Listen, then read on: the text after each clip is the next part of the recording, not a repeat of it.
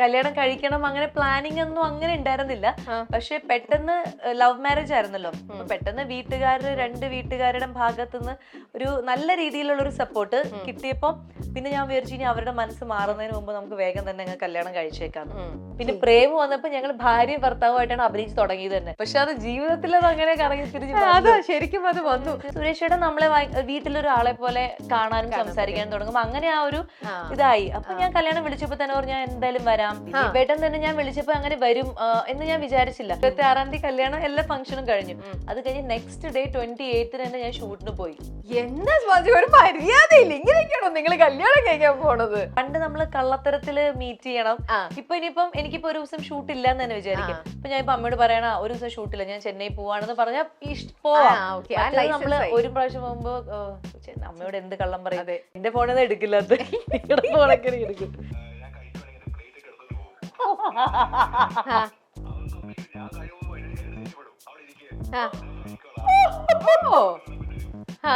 Save the date അല്ലെങ്കിൽ ഒരു engagement അല്ലെങ്കിൽ അതൊന്നും ഉണ്ടായിരുന്നില്ല. മെയിൻ പ്രോബ്ലം എന്ന് പറഞ്ഞു കഴിഞ്ഞാൽ ഞങ്ങള് നമ്മൾ പറയില്ല എന്തൊരു ഭാഗ്യം പോലെ കല്യാണം അങ്ങ് തീരുമാനിക്കാൻ മനസ്സിൽ വിചാരിച്ചപ്പോ തന്നെ രണ്ടുപേരും അങ്ങ് ബിസി ആയിപ്പോയി.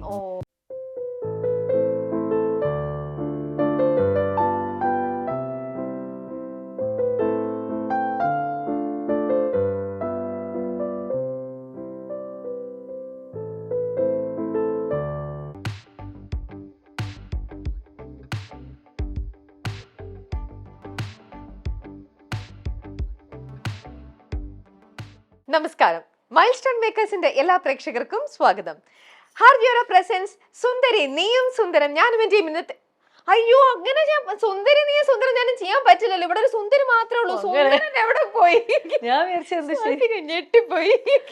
ശരിക്കും ഒന്ന് തെറ്റിട്ട് എന്തോ പറയാൻ വരാ. നമ്മള് തെറ്റിക്കുന്ന പ്രസ്ഥാനമല്ലല്ലോ, ഒടുക്കത്തെ അഭിനയം. അതിന് സുന്ദരൻ എവിടെ?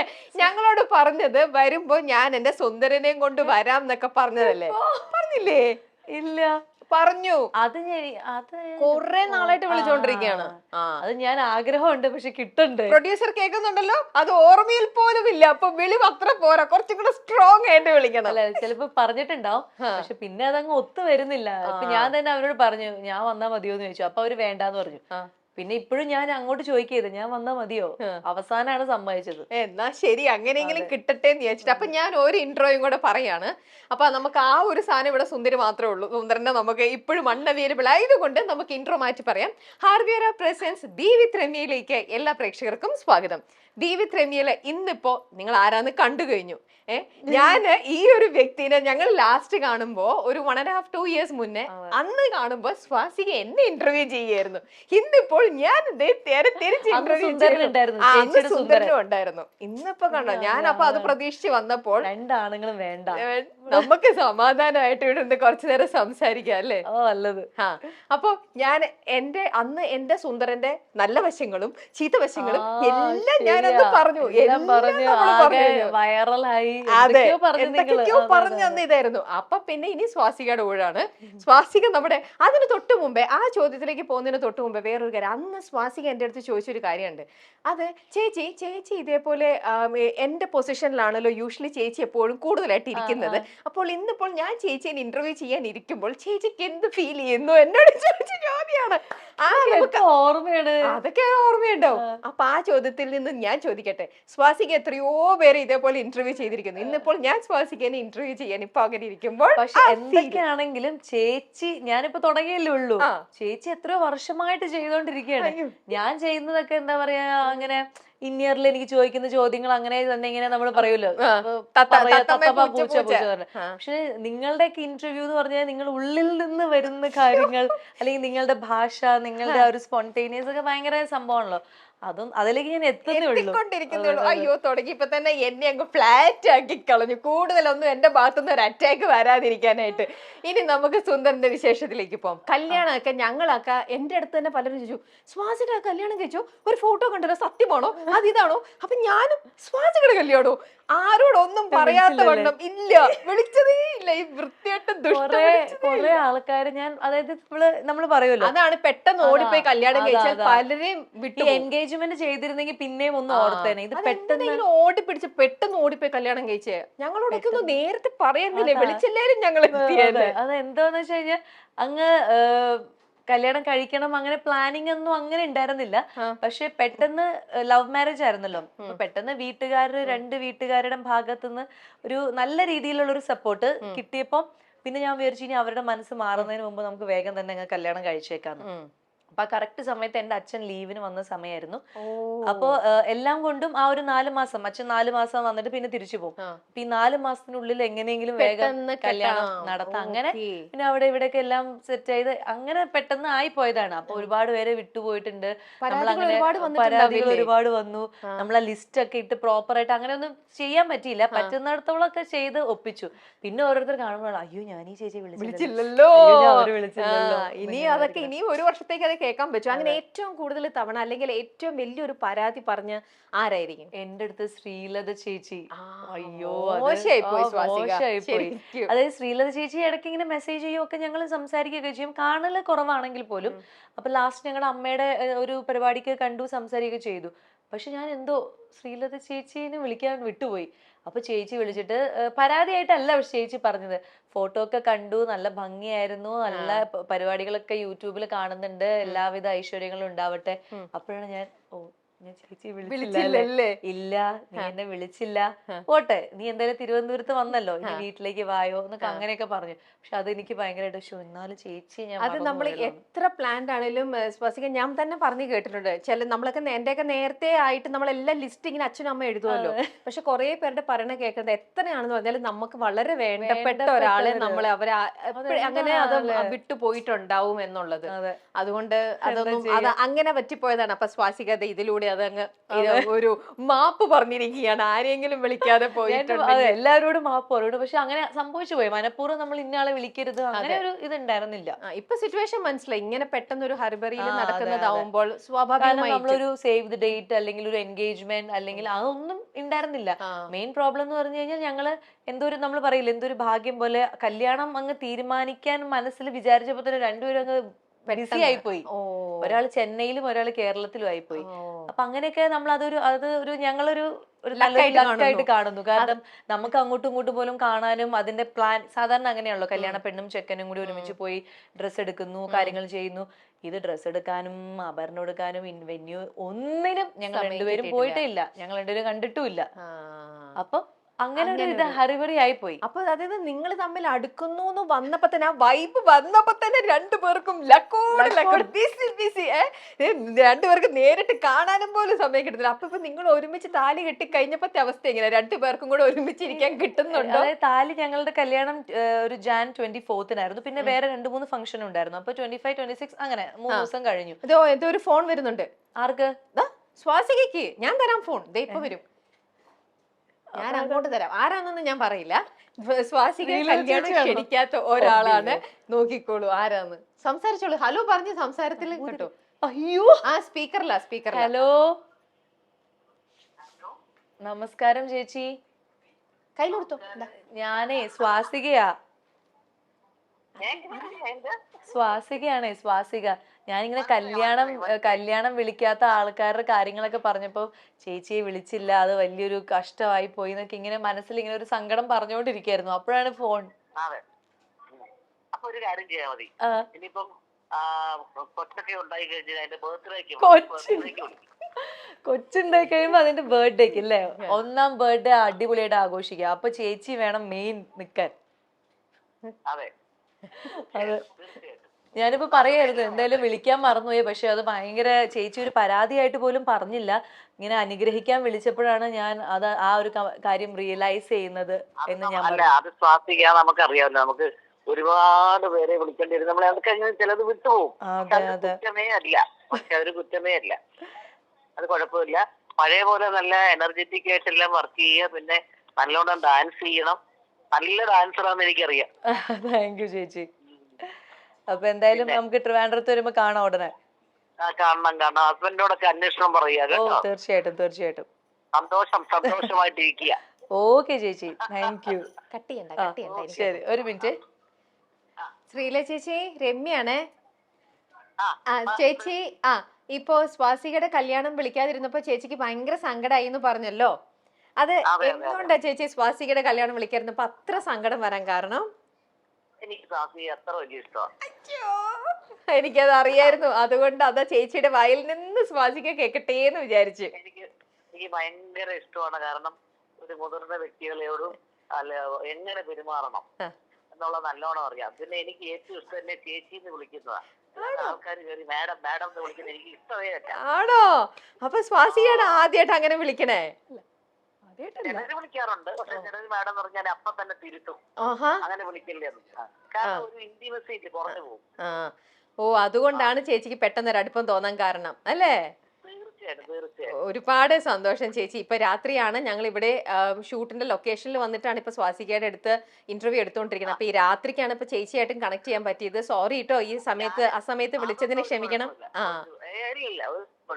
ഓക്കെ, നിങ്ങളോടൊക്കെ സംസാരിക്കുന്നതാണ് നമ്മളുടെ ഏറ്റവും സന്തോഷം. എനർജി കിട്ടുന്നത്. ഒരുപാട് സന്തോഷം ശ്രീലത ചേച്ചി അത് കേട്ടതില്. അപ്പൊ ഇനി ഞങ്ങള് നട്ടുപാതിരിക്കും വെളുപ്പിനെയൊക്കെ വിളിച്ച് ഇതുപോലെ നമ്മൾ ശല്യപ്പെടുത്തുന്നതായിരിക്കും കേട്ടോ. ഓക്കെ ശ്രീലത ചേച്ചി, അപ്പൊ നമുക്ക് കാണാം. Thank you, bye, good night ചേച്ചി. Good night. അപ്പൊ അങ്ങനെ സ്വാസിക മേളിലേക്ക് പോയിരിക്കുക. സ്വാസിക താഴേക്ക് വരും, താഴേക്ക് വരും.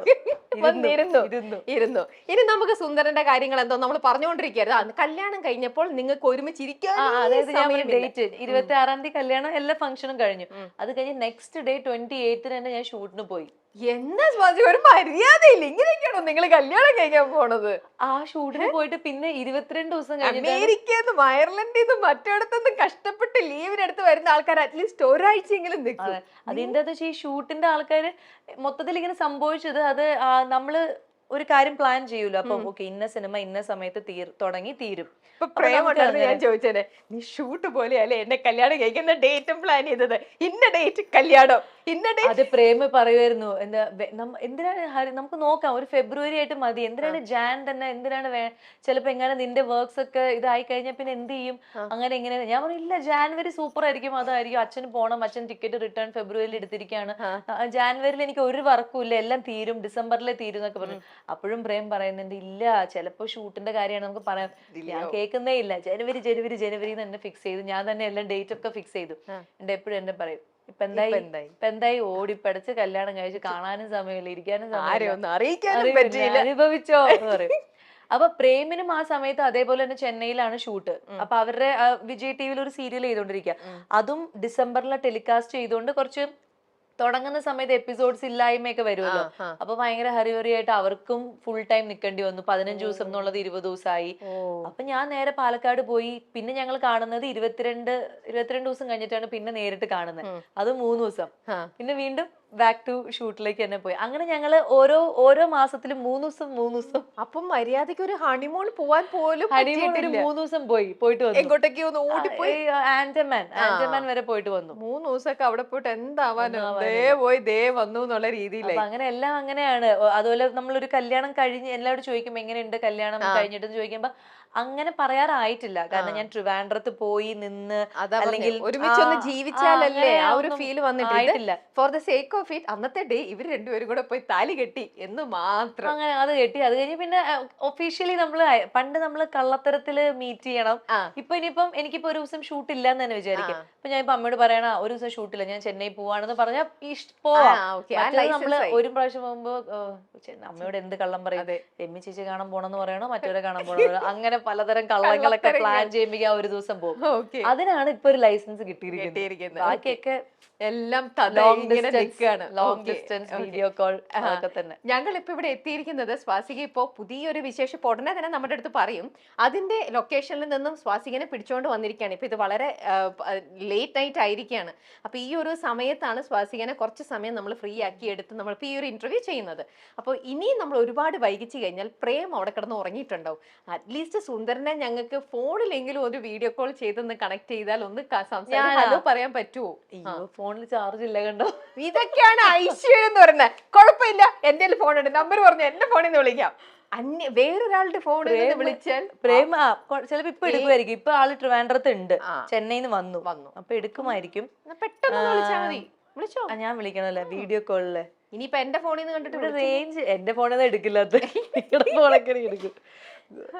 കാറില ഗോയിങ് ടു ഡ്രോപ്പ്, ഒരാളെ ഡ്രോപ്പ് ചെയ്യാൻ പോയിരിക്കുക കാറില. അപ്പൊ അപ്പം എടുക്കും. അറിയില്ല, നോക്കാം. ഇന്നാൾ വേറെ ഏതൊരു ഇന്റർവ്യൂല് വിളിച്ചപ്പോഴും കാറിലായിരുന്നു. എന്താ ഞാൻ പറയണ്ടേ? വല്ല ഞങ്ങൾ കാണാൻ വന്നിരിക്കുന്ന ഇന്റർവ്യൂവിന് ഒരു ഹലോ പറയാൻ പറ്റുമോ എന്ന് ചോദിച്ചാൽ മതി വീഡിയോയില്. ഞാൻ ഒന്ന് അങ്ങനെയെങ്കിലും ഒന്ന് കാണട്ടെ. ഹലോ, വണ്ടി ഓടിക്കണേ, ഒരു മിനിറ്റ്, ഒറ്റ മിനിറ്റ്, ഒന്ന് സ്റ്റോപ്പ് ചെയ്യ്, ഒന്ന് അത്യാവശ്യമാണ്. ഒരു മിനിറ്റ് ഒന്ന് സ്റ്റോപ്പ് ചെയ്യ്. ഈ ചേച്ചിക്ക് കാണണം എന്ന്, രമ്യ ചേച്ചിക്ക് കാണണം എന്ന്. ചീത്ത വിളിക്കും. എന്ത്? നിർത്ത്, എന്റെ ഫോൺ ഇപ്പൊ സ്വിച്ച് ഓഫ് ആവും. ആ സാരില്ല, നിങ്ങൾ എവിടെയെങ്കിലും ഒന്ന് നിർത്തിയാൽ മതി. ഒരു മിനിറ്റ് മതി. ചേച്ചി കാണാനാ, സുന്ദരനെ കാണാനാ. വിളിച്ച ശ്യാം ചേട്ടന്റെ ഫോണ് സ്പീക്കറിൽ വെച്ചിട്ട് മുഖത്ത് വെക്ക്. അല്ല, സ്പീക്കറിലല്ലോ, ടോർച്ച് വെച്ചിട്ട് മുഖത്ത് വെക്ക്. Light, flash light. കാറിൽ ലൈറ്റ് ഇല്ലേ? കാറിൽ ലൈറ്റ് ഇടൂ. എന്നിട്ട് ശ്യാം ചേട്ടന്റെ അതന്നെ. ഓ ഹായ് പ്രേം. ഓ പ്രേം ഇപ്പൊ ഹലോ. ഈ സ്വാസിക ഞങ്ങൾക്ക് കുറെ കള്ള പ്രോമിസ് ചെയ്തു, പ്രേമിനെയും കൊണ്ട് വരാം, ഞങ്ങൾക്ക് എല്ലാവർക്കും ഒന്ന് പരിചയപ്പെടുത്തി തരാന്നൊക്കെ. വൈഫ് ഞങ്ങളെ ചീറ്റ് ചെയ്തു, അതൊന്ന് പറയാനായിട്ടാണ് വന്നത്. അപ്പോഴാണ് ഞങ്ങള് കാണുന്നതല്ലേ? ഓക്കെ.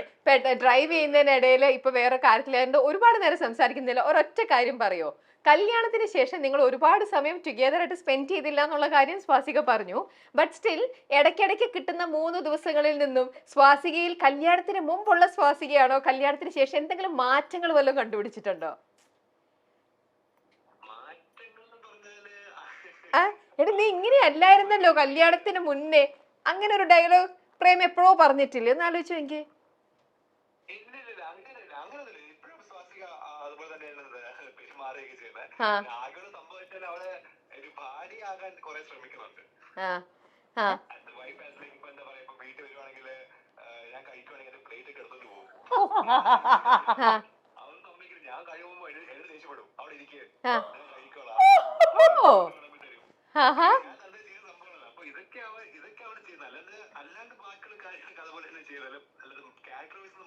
മാറിയിട്ടൊന്നുമില്ല. ഞങ്ങൾ കാണുമ്പം ഇപ്പൊ എനിക്കറിയാവുന്നതിൽ സ്വാസിക എപ്പോഴും ഭയങ്കര ചിയർഫുൾ ആണ്, ഭയങ്കര ചിരിയാണ്, എപ്പൊ നോക്കിയാലും നല്ല സ്മൈലിംഗ് ഫേസ് ആണ്. അങ്ങനെ തന്നെയാണോ ശരിക്കും പ്രേമിന്റെ അടുത്ത് വരുമ്പോഴോ, അതോ ആണോ? ആണല്ലേ? ഓ, അതായിട്ടില്ല. അപ്പൊ നിങ്ങൾക്ക് തമ്മിൽ വഴക്കുണ്ടാക്കാനുള്ള സമയമൊന്നും പിന്നാലെ കിട്ടിയിട്ടില്ല. അപ്പൊ നിങ്ങൾക്ക് എന്തായാലും ഷൂട്ട് ഒരുപാട് ബാക്ക് ടു ബാക്ക് ഒരെണ്ണം പൊട്ടിക്കണമെന്നോ? അല്ല, എന്താ പറഞ്ഞേ?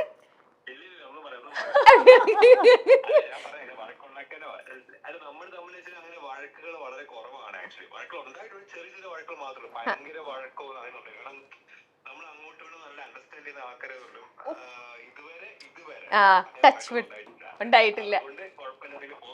ഓക്കെ. അപ്പൊ അങ്ങനെ നിങ്ങൾ രണ്ടുപേരും ബിസി ആയിട്ട് ഇതേപോലെ, ഒരാൾ ചെന്നൈയിലും ഒരാൾ കേരളത്തിലുമായിട്ട് ഇങ്ങനെ ബിസി ആയിട്ടുള്ള ഷെഡ്യൂൾ പോട്ടെ, ഇടയ്ക്ക് ഇതേപോലെ മാത്രം വീണ് കിട്ടുന്ന 3 ദിവസം ഉണ്ടെങ്കിൽ ഒരു 60-50 വർഷം കഴിഞ്ഞ് ഞാൻ വന്ന് ചോദിക്കുമ്പോൾ നിങ്ങൾ പറയും വഴക്കുണ്ടാക്കാൻ ഞങ്ങൾക്ക് സമയമേ കിട്ടിയിട്ടില്ല എന്ന്. എന്തായാലും just keep going പ്രേം. അപ്പൊ sorry to disturb you. Carry on കേട്ടോ. Bye. Thank you. Good night. Bye. Okay, bye Kunju. എന്താ വിളിച്ച? കുഞ്ചുവോ? പെട്ടു. കുഞ്ചു. അപ്പൊ കുഞ്ചു തിരിച്ചു വിളിക്കുന്ന പേരെന്താ? കുഞ്ചമ്മ. കുഞ്ചു ഭയങ്കര അല്ല പറഞ്ഞോ. പ്രേമിന്റെ നമ്മുടെ പെറ്റ് നെയിമാണ് കുഞ്ചു. പെട്ടു. അപ്പൊ എന്നെ, അതായത് ഭയങ്കര അങ്ങനെ പൈങ്കിളി അങ്ങനത്തെ സംഭവം ഒന്നുമില്ല. വിളിക്കാൻ സ്വാസിക എന്ന് തന്നെ വിളിക്കുക. ശ്വാസൂത് പോലും വിളിക്കില്ല, ഫുൾ സ്വാസിക. പിന്നെ നമ്മള് മാത്രമുള്ള സമയം അങ്ങനെ ഇടയ്ക്ക് ബേബി, പൊന്നു അങ്ങനെയൊക്കെ പറഞ്ഞു വിളിക്കും. പക്ഷെ അല്ലാതെയൊക്കെ ഇപ്പൊ ഞാൻ ഇപ്പൊ വേറൊരാളത്ത് ആ കുഞ്ചു അങ്ങനെ പറയണ പോലെ പറയില്ല, സ്വാസിക എന്ന് തന്നെയാ പറയാ. അല്ലാതെ എനിക്ക് വേറെ അങ്ങനെ ചെല്ലപ്പേരൊന്നും ഇട്ടിട്ടില്ല. അപ്പൊ ഇപ്പൊ ആര് ശരിക്കും സ്വാസികയുടെ പേര് പൂജ എന്നല്ലേ? ശരിക്കുള്ള പേര് പൂജ. അതിപ്പോ ആരും വിളിക്കുന്നില്ല. ഇപ്പൊ വിളിക്കുന്നത് ഫ്രണ്ട്സ്, കൂടെ പഠിച്ച ഫ്രണ്ട്സ് അല്ലെങ്കിൽ അങ്ങനെ അവരൊക്കെ ഉള്ളൂ. ബാക്കി എന്റെ വീട്ടിലുള്ള എല്ലാ ആൾക്കാരും പാറു എന്നാണ് എന്നെ വിളിക്കണേ. അപ്പൊ അമ്മ അച്ഛൻ അല്ലെങ്കിൽ നമ്മുടെ റിലേറ്റീവ്സ് എല്ലാരും പാറു. ഇപ്പൊ നമ്മുടെ ഇൻഡസ്ട്രിയിലുള്ളവരും സ്വാസിക, സ്വാസു. ഞാൻ വിളിക്കുന്നത് സ്വാസിക എന്ന് വിളിക്കുന്നതിനെക്കാട്ടിലും എളുപ്പം പൂജ അല്ലെ പാറു, ഈ പേരൊക്കെയാണ് എളുപ്പം. പക്ഷെ എല്ലാരും സ്വാസു, ആ സ്വാസിക എന്നുള്ളത് മാറ്റിയിട്ട് സ്വാസി, സ്വാസു എന്നൊക്കെ ആക്കി. സൗണ്ട് ചെയ്യുന്നതിന് കാര്യത്തിലുള്ള ഒരു ബുദ്ധിമുട്ടാണ്. സ്വാതി എന്ന് പറയുന്ന പോലെ തന്നെ സ്വാസു. അത്രേ ഉള്ളൂ. ശരി, ഇനി നമുക്ക് കല്യാണത്തിന്റെ വിശേഷത്തിലേക്ക് വരാം. പെട്ടെന്ന് നടത്തിയ കല്യാണമാണെങ്കിൽ പോലും ആ കല്യാണത്തിന് അറ്റൻഡ് ചെയ്യാനായിട്ട് കുറച്ച് സെലിബ്രിറ്റീസ് എല്ലാം ഉണ്ടായിരുന്നു. പ്രത്യേകിച്ചും എല്ലാവരും ശ്രദ്ധിക്കപ്പെട്ടത് സുരേഷ് ഏട്ടന്റെ പ്രസൻസ്, അതായത് സുരേഷ് ഗോപിയുടേതും അതേപോലെ തന്നെ ദിലീപ് ഏട്ടന്റെയും. അതിൽ തന്നെയും സുരേഷ് ഏട്ടൻ വന്ന് സ്റ്റേജിൽ വന്ന് മൈക്കെടുത്ത് സംസാരിക്കുന്ന സമയത്ത് സ്വാസിക ആദ്യം സംസാരിക്കുമ്പോൾ ഭയങ്കര ചിരിയും സന്തോഷവും, സുരേഷ് ഏട്ടന്റെ ഓരോ ഡയലോഗ് കേട്ടപ്പോൾ സ്വാസിക ശരിക്കും അങ്ങനെ എൻജോയ് ചെയ്യായിരുന്നു. കുറച്ച് കഴിഞ്ഞ് സുരേഷ് ഏട്ടൻ എന്തോ പറഞ്ഞപ്പോഴത്തേക്ക് സ്വാസിക പ്രേമിന്റെ ബാക്കിലേക്ക് നീങ്ങുന്ന പോലെയോ എന്തോ നാണം വന്ന പോലെയോ. അത് ഈ കുട്ടികളുടെ കാര്യമാണ് പറഞ്ഞത്. അതായത് സുരേഷ് ഏട്ടനെ അനുഗ്രഹിച്ചത് കുറെ കുട്ടികൾ ഉണ്ടാവട്ടെ നിങ്ങൾക്ക്. അപ്പൊ ആ കുട്ടികളുടെ കാര്യം പറഞ്ഞപ്പോ അതിനോട് റിലേറ്റ് ചെയ്ത് എന്തോ കാര്യം ചോദിച്ചപ്പോ ഞാൻ അതെന്താന്ന് ചോദിച്ചപ്പോ ഒന്നും അറിയാത്ത പോലെ അങ്ങനത്തെ ഒരു ഡയലോഗ് സുരേഷ് ഏട്ടൻ പറഞ്ഞപ്പോഴാണ് ഞാൻ അല്ല അറിയാം എന്നാലും എന്ന് പറഞ്ഞ് ഞാൻ ഇങ്ങനെ മാറിയത്. മെയിൻ ഇതാണ് പറയാം, വന്നപ്പോ തന്നെ ഞങ്ങൾ അനുഗ്രഹിച്ചത് നല്ല, അതായത് നിങ്ങൾക്ക് കുറെ നല്ല മക്കൾ ഉണ്ടാവട്ടെ, നമ്മുടെ സമൂഹത്തിന് നന്മ ചെയ്യുന്ന കുറെ നല്ല മക്കൾ നിങ്ങൾക്ക് ഉണ്ടാവട്ടെ എന്നൊക്കെ പറഞ്ഞിട്ടാണ് അങ്ങനെ അനുഗ്രഹിച്ചത്. സ്വാസിക എങ്ങനെ സുരേഷ് ഏട്ടനെ വിളിക്കുന്നത്? സുരേഷ് ഏട്ടാന്ന് അങ്ങനെയാണ് വിളിക്കുന്നത്. ഞങ്ങൾ അങ്ങനെ ഒരുപാട് സിനിമകളിൽ അഭിനയിച്ച അങ്ങനെയൊന്നുമില്ല. പിന്നെ എങ്ങനെ ഇത്രയും നല്ലൊരു ബന്ധം വന്ന്? അത് ബന്ധം വന്ന എങ്ങനെയാ വെച്ചാൽ ഒരു പ്രാവശ്യം ഞങ്ങളുടെ അമ്മയുടെ ഒരു പരിപാടിക്ക് അദ്ദേഹം മെമ്പറാണ്, പക്ഷെ കുറെ നാളായിട്ട് അങ്ങനെ വരാറില്ല. അപ്പൊ ഞാനൊക്കെ മെമ്പർഷിപ്പ് എടുത്തതിന് ശേഷം ആദ്യമായിട്ടൊരു പരിപാടി നടത്തിയപ്പോൾ അദ്ദേഹം വന്നു. അപ്പൊ അങ്ങനെ വന്നപ്പോ ഇതേപോലെ തന്നെ നമ്മൾ കുറെ നേരം ഇരുന്ന് സംസാരിക്കാനുള്ള അവസരം കിട്ടി. അങ്ങനെയൊക്കെയാണ് ഞാൻ സംസാരിച്ചത്. പിന്നെ പല ഫംഗ്ഷൻസിനും പോകുമ്പോ അങ്ങനെ കണ്ടു, അങ്ങനെ ഞാൻ സംസാരിച്ചൊക്കെ തുടങ്ങി. അതറിയാതെ ഒരു നല്ലൊരു സുരേഷ് ഏട്ടൻ അങ്ങോട്ട് നമ്മളോട് നന്നായിട്ട് സംസാരിക്കുമ്പോൾ നമുക്കൊരു പേടി അതൊക്കെ മാറിയിട്ട് വളരെ ഫ്രീ ആയിട്ട് സംസാരിക്കാൻ പറ്റും. ഒരു ആർട്ടിസ്റ്റ് അല്ലെങ്കിൽ ഒരു സൂപ്പർ സ്റ്റാർ അല്ലെങ്കിൽ ഒരു ഈ പറഞ്ഞ ഒരു രാഷ്ട്രീയപരമായിട്ടുള്ള കാര്യങ്ങളൊക്കെ മറന്നിട്ട് സുരേഷ് ഏട്ടൻ നമ്മളെ വീട്ടിലൊരാളെ പോലെ കാണാനും സംസാരിക്കാനും തുടങ്ങും. അങ്ങനെ ആ ഒരു ഇതായി. അപ്പൊ ഞാൻ കല്യാണം വിളിച്ചപ്പോ തന്നെ പറഞ്ഞു ഞാൻ എന്തായാലും വരാം, ഏതെങ്കിലും ഒരു ഫംഗ്ഷൻ ഞാൻ വന്നിരിക്കും എന്നൊക്കെ പറഞ്ഞു. അപ്പൊ എനിക്ക് ഉറപ്പായിരുന്നു സുരേഷ് ഏട്ടൻ വരും എന്നുള്ളത്. മാത്രല്ല സ്വാസിക എല്ലാവരുടെ അടുത്തും പെരുമാറുന്ന രീതിയും വളരെ ഈ പറയുന്ന പോലെ വളരെ നമ്മുടെ കുട്ടിന്ന് എല്ലാവർക്കും ഫീൽ ചെയ്യും. പെട്ടെന്ന് സ്വാസികയോട് ഒരു ഇഷ്ടം തോന്നും. അതുകൊണ്ട് തന്നെ അത് ഇപ്പോഴും അങ്ങനെയാണല്ലോ. രണ്ട് സൈഡും ഞാൻ കൂടെ അഭിനയിച്ച ആൾക്കാരും അഭിനയിക്കാത്ത ആൾക്കാരും ഒക്കെ ഫ്രണ്ട്സ് ആയിട്ടുണ്ട് നമുക്ക്. അത് അതുകൊണ്ട് തന്നെയാണ്. കാരണം എനിക്ക് തന്നെ അറിയാം വേറെ, അതൊക്കെ ഞാൻ ഇന്റർവ്യൂവിന്റെ ബാക്കി ഭാഗത്തിലേക്ക് എത്താം അത് എന്തൊക്കെയാണെന്ന്. കാരണം ഈ ടോപ്പിക്ക് വിട്ടു പോവണ്ട എന്നുള്ളത് കൊണ്ട് തന്നെ. ഇപ്പൊ നമ്മൾ കല്യാണത്തെ കുറിച്ച് പറയുമ്പോൾ തന്നെ സ്വാസിക പറഞ്ഞു കുറെ പേരെ പരിചയത്തിലുള്ളവരെ തന്നെ വിട്ടുപോയെന്ന്.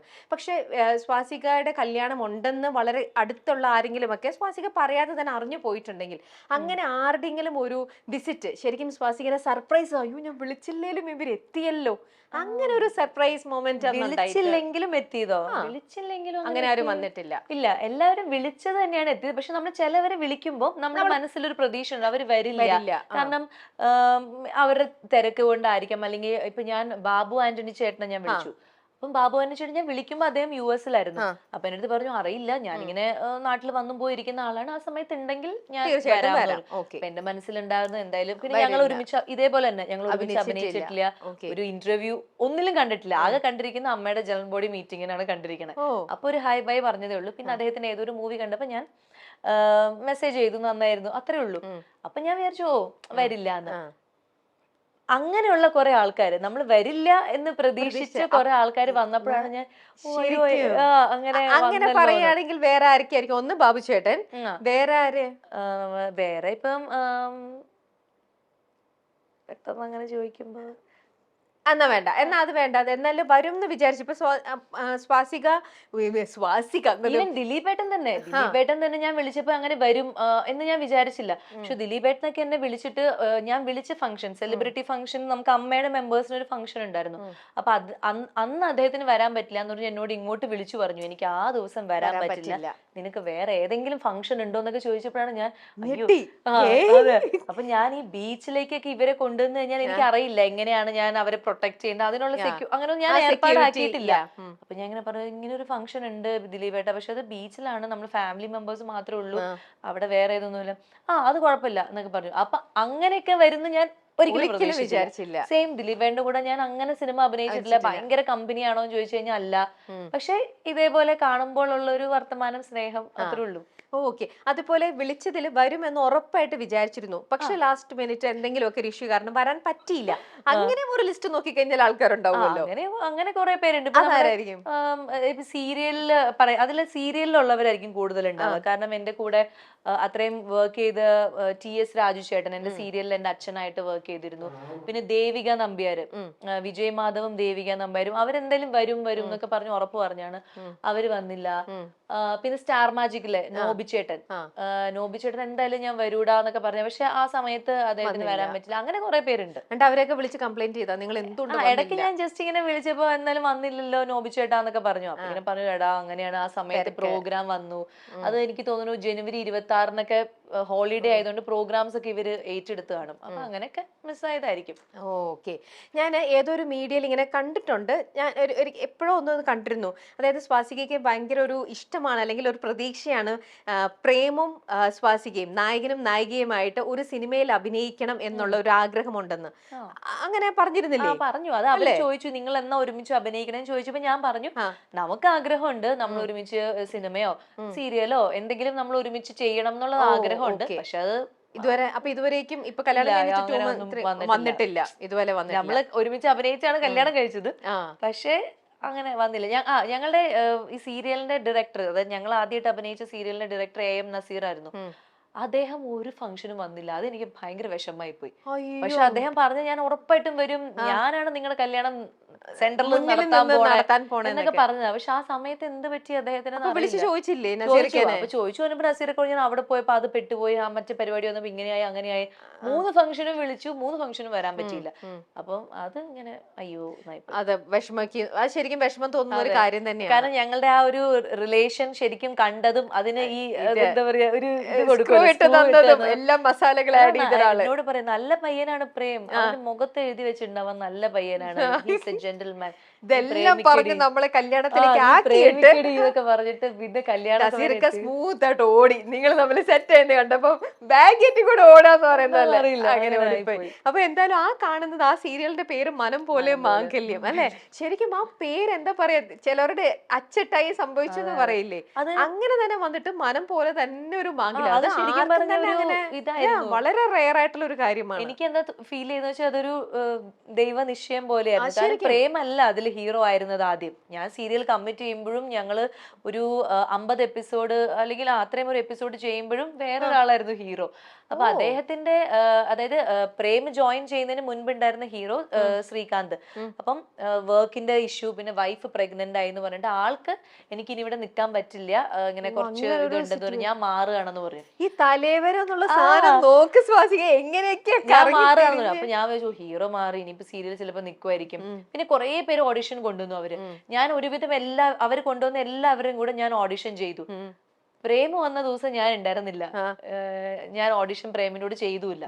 ഞാനൊരു 2-3 ദിവസം കഴിഞ്ഞ് എനിക്ക് ഓഫ് ഒക്കെ കഴിഞ്ഞ് ഞാൻ തിരിച്ചു വരുമ്പോ സാറ് പറഞ്ഞു, നായകനെ കിട്ടിയത്. ഞാൻ നായകനെ കിട്ടിയത് സാറ് പറഞ്ഞില്ലല്ലോ. അപ്പൊ ഞാൻ പറഞ്ഞു, എന്നോട് ഓഡിഷൻ ചെയ്ത് ഞാൻ എങ്ങനെ സെറ്റ് ആവുന്നു, എങ്ങനെ ഞാൻ നോക്കട്ടെ എന്നൊക്കെ പറഞ്ഞ് ഞാൻ വലിയ ജാടയായിട്ട് പോയപ്പോ ഒരാൾ ഒരു നീല ഷർട്ട് ഇട്ട് പുറകോട്ട് തിരിഞ്ഞിരിക്കും. അപ്പൊ ഞാൻ നോക്കിയപ്പോ കൊള്ളാലോ, ബാക്കി നോക്കുമ്പോ തന്നെ ഒരു ഹാൻഡ്സം ഒരു ലുക്ക്. അപ്പൊ ഞാൻ കൊള്ളാലോ, ചുള്ളനാണല്ലോ എന്നൊക്കെ പറഞ്ഞ് ഞാൻ നോക്കി. അപ്പൊ ഹലോ പ്രേം എന്നൊക്കെ പറഞ്ഞപ്പോ ഞാൻ നല്ല സൗണ്ട്, നല്ലൊരു ബാസ് ഉള്ള ഒരു സൗണ്ട്, അങ്ങനെ ഒരു നോർത്ത്. അപ്പൊ ഞാൻ ചോദിച്ചു മലയാളി അല്ല നോർത്ത് ഇന്ത്യൻ ആണോ എന്ന് ചോദിച്ചു. പറഞ്ഞു ഞാനിവിടെ തിരുവനന്തപുരം വഴയിലയിലാണെന്നൊക്കെ പറഞ്ഞു. അത് ശരി എന്നൊക്കെ പറഞ്ഞു. അങ്ങനെ പിന്നെ പിന്നെ നമ്മള് ഒരുമിച്ച് അഭിനയിക്കാൻ തുടങ്ങി. അപ്പൊ അഭിനയം തുടങ്ങിയപ്പോ തന്നെ സീരിയലിന്റെ കഥ പകുതി ആയല്ലോ. അപ്പം ഓൾറെഡി സീരിയൽ തുടങ്ങുന്ന സമയത്ത് പ്രേമിക്കുന്ന ആൾക്കാരായിരുന്നു ആദ്യത്തെ നായകനും ഞാൻ. അത് കഴിഞ്ഞ് അയാൾ പോയപ്പോ എന്റെ കല്യാണം കഴിഞ്ഞ് നിൽക്കായിരുന്നു. പിന്നെ പ്രേം വന്നപ്പോ ഞങ്ങൾ ഭാര്യ ഭർത്താവുമായിട്ടാണ് അഭിനയിച്ച് തുടങ്ങിയത് തന്നെ. ഫസ്റ്റ് സീൻ തന്നെ ഭാര്യ ഭർത്താവുമായിട്ടുള്ള ഒരു സീനായിരുന്നു. അപ്പൊ അങ്ങനെ അഭിനയിച്ച് അങ്ങനെ എന്താ നോക്കിയ സീരിയൽ താലി കെട്ടിയത് ഒരാള്, അടുത്ത സീൻ ഒരുമിച്ചുള്ള അഭിനയത്തിൽ വന്നപ്പോൾ വേറൊരു ഭർത്താവ്. ഇതൊക്കെ സീരിയലല്ലേ നടക്കുള്ളൂ. പക്ഷെ അത് ജീവിതത്തിൽ അത് അങ്ങനെ കറങ്ങി തിരിഞ്ഞു. അതാ ശരിക്കും അത് വന്നു. അത് കഴിഞ്ഞിട്ട് നിങ്ങൾ ഒരു ഇന്റർവ്യൂ കൊടുത്തു കഴിഞ്ഞപ്പോ അന്ന് നിങ്ങള് പക്ഷെ പ്രേമത്തിലേക്ക് എത്തിയില്ല എന്നാണ് എന്റെ ഒരു. അന്നൊന്നും ഇല്ല, ഞങ്ങള് സീരിയൽ അങ്ങനെ നടന്നുകൊണ്ടിരുന്ന് ഒരു വർഷം വരെ അത് പോയി. അതൊക്കെ കഴിഞ്ഞിട്ടാണ് പിന്നെ അങ്ങനെ ഒരു കാര്യങ്ങളിലേക്ക് റിലേഷൻഷിപ്പിൽ ആയതിനു ശേഷം പിന്നെ കുറച്ച് ഒരു 4-5 സ്കെഡ്യൂളേ ഉണ്ടായിരുന്നു. അപ്പോഴേക്കും തീർന്നു. അപ്പൊ അന്നും ഞാൻ അത് പറഞ്ഞ വഴക്കൊന്ന് ചിരിച്ചുകൂടെ, ഒന്ന് വർത്താനം പറഞ്ഞൂടെ, എല്ലാം വൺ വേർഡ് ആൻസർ ഉള്ളൂ നിങ്ങൾക്ക്, ഇങ്ങനെ എന്നെ കൊണ്ടുനടക്കുന്ന ആളെ കിട്ടണം എന്നൊക്കെ. പക്ഷെ റിയാലിറ്റിയിൽ വന്നപ്പോ ഞാൻ ഈ ആളുമായിട്ട് അട്രാക്ട് ആയി.